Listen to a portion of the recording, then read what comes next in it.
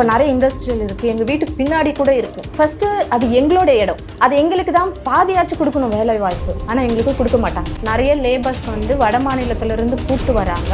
அவங்களோட பேசியும் நமக்கு புரியல, நம்ம பேசுறது அவங்களுக்கு புரியலன்னும் பொழுது எல்லா பெண்களும் வர்றதுக்கு பயப்படுறாங்க. அவங்க ஏதாச்சும் மிஸ்பிஹேவ் பண்ணுவாங்களா? இண்டஸ்ட்ரியல் தான் அதிகமாகுது. அதனால காற்று மாசுபடுது, நிலம் மாசுபடுது. எங்க ஊர்ல வந்து 10th 12th பசங்க படிக்கிறாங்க, அது வரைக்கும் தான் படிக்கிறாங்க. பக்கத்துல கம்பெனி இருக்கு, நாம அதுல போய்க்கலாம். அந்த தோட்டு தான். கம்பெனிஸ்க்கும் நிறைய ஹைரார்கி இருக்கு, மேனேஜர் ஹெச்ஆர்ன்ற மாதிரி. அதுக்கு போக மாட்டாங்க. எல்லாருமே ஸ்ரீபெரும்புத்தூர் தொகுதியில ஃபர்ஸ்ட் மது 14 வயசுல இருந்து எல்லாருமே குடிக்க ஆரம்பிச்சிருக்காங்க, கஞ்சா யூஸ் பண்றாங்க. ஸ்ரீபெரும்புத்தூர்ல இருக்கிற ஏரி வந்து செம்பரம்பாக்கத்துல கனெக்ட் ஆகுது. இதுல இந்த தொழிற்சாலை கழிவுகள் எல்லாமே அந்த தண்ணியில கலந்து அந்த தண்ணியும் நச்சுப்படுது. இந்த இண்டஸ்ட்ரியல் ஏரியால லோக்கல்ல இருக்கிற வில்லேஜஸ்க்கு 50% நிரந்தர வேலை வாய்ப்பு நான் வந்தா அதை செயல்படுத்துவேன்.